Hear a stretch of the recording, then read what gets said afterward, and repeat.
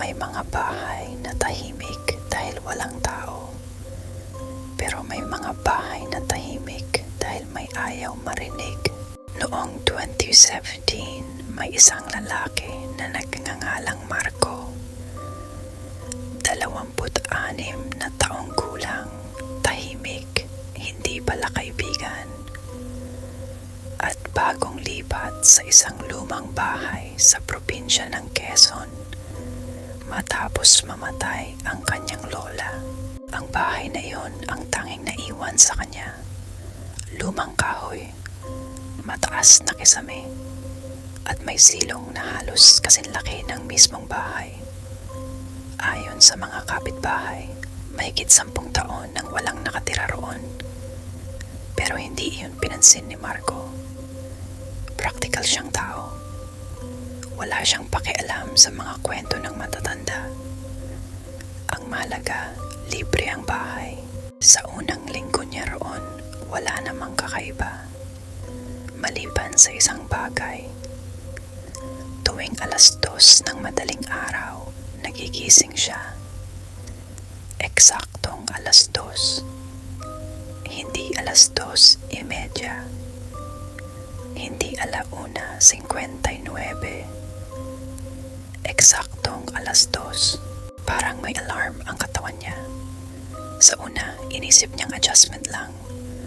Bagong lugar, bagong kama, bagong paligid. Pero habang lumilipas ang mga araw, napansin niya ang isang bagay. Sa tuwing magigising siya, parang may naririnig siyang mahina. Napakahina, halos hindi marinig. Parang may bumubulong mula sa ilalim ng sahig. Isang gabi, pinatay niya ang electric fan. Tumigil ang ikot nito. Nawala ang ugong at doon niya narinig ng malinaw. Marco. Napatayo siya. Nanigas. Hindi niya alam kung saan nanggaling ang boses. Lalaki ba? Babae? Matanda? Bata? Hindi niya matukoy. Parang maraming boses na sabay-sabay nagsasalita. Marco, mula sa ilalim, mula sa silong. Kinabukasan, sinilip niya ang silong. May maliit na pinto sa likod ng bahay. Kinakalawang nakandado, makapal na alikabok, at amoy na parang basang lupa at lumang kahoy. Binuksan niya ito. Tumambad ang kadiliman. Kahit tanghaling tapat, parang hindi naaabot ng liwanag ang loob. Pagpasok niya, napansin niya agad ang kakaiba. Walang sapot ng gagamba. Walang daga. Walang insekto. Para pang may ibang bagay na nagmamay-ari ng lugar. May nakita siyang lumang upuan, sirang kabinet, at isang malaking aparador na nakaharap sa pinakaloob na bahagi ng silong. Nakakapagtaka bakit may aparador sa ilalim ng bahay. Sinubukan niya itong buksan, pero hindi gumalaw. Parang nakadikit sa lupa, kaya iniwan niya ito. Nang gabing iyon, muli siyang nagising. 2:00, pero ngayon, may narinig siyang katok.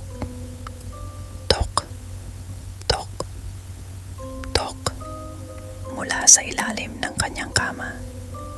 Hindi sa silong, hindi sa sahig, kundi sa ilalim mismo ng kama. 3 katok. Mabagal. Sinasadya. Parang may nagpapaalam na naroon siya. Hindi siya gumalaw. Hindi siya sumilip. Dahil may kutob siyang. Ayaw niyang makita kung ano ang kumakatok. Makalipas ang ilang minuto, tumigil ang katok at sa kanya narinig ang pabulong na boses. Mas malinaw na ngayon. Mas malapit. Pakibuksan mo. Nanlamig ang kanyang buong katawan. Hindi hindi siya nakatulog hanggang umaga. Kinabukasan, nagtanong siya sa pinakamatandang kapitbahay at doon niya nalaman ang kasaysayan ng bahay. Mag-ina ang nakatira roon dati. Noong dekada 80, isang gabi, bigla na lamang nawala ang bata. 7 taong gulang, hindi nakita, hindi natagpuan, nawala ng parang bula. Lumipas ang ilang buwan, nagpakamatay ang ina, at mula noon, hindi na naging tahimik ang bahay. Hindi naniniwala si Marco hanggang sa makita niya ang isang bagay.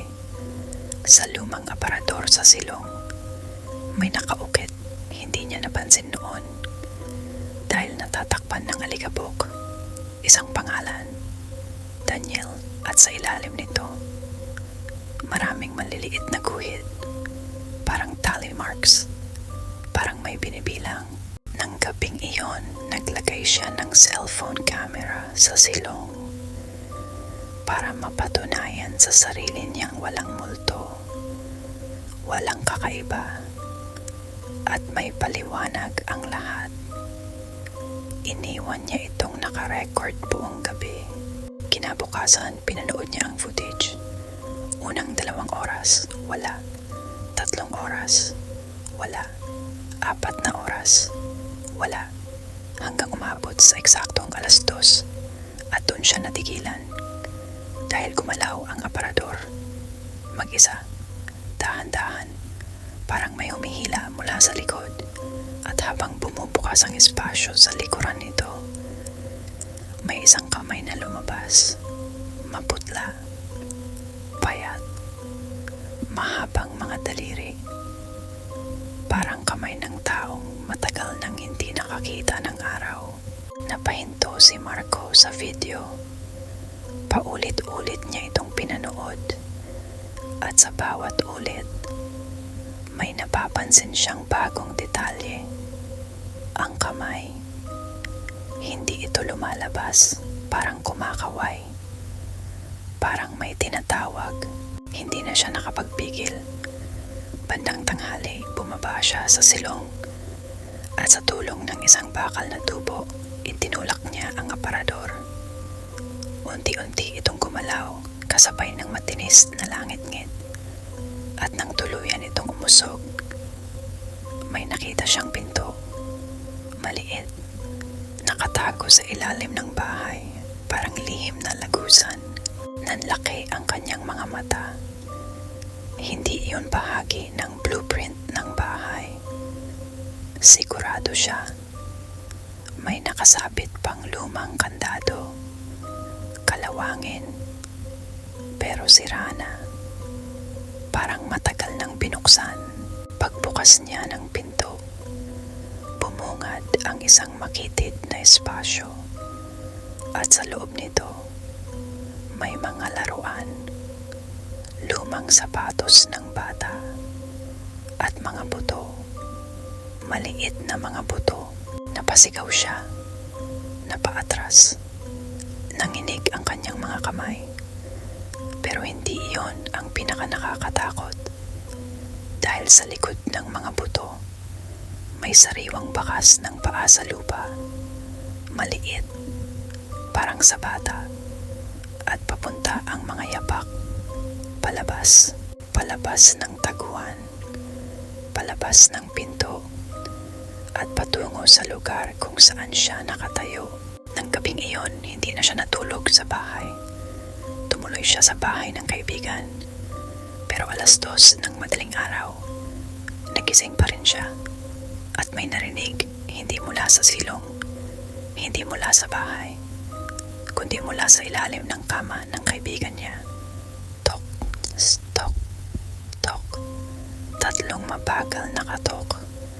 At isang papulong na boses, mas malinaw kaysa dati. Mas malapit, masaya, parang natuwa. Dito ka na pala. Kinabukasan, bumalik sila kasama ang pulisya. Pero nang buksan nila ang lihim na silid, wala nang laman. Wala ang mga buto. Wala ang mga laruan. Wala ang anumang nakita niya. Malinis. Walang bakas. Parang walang nangyari.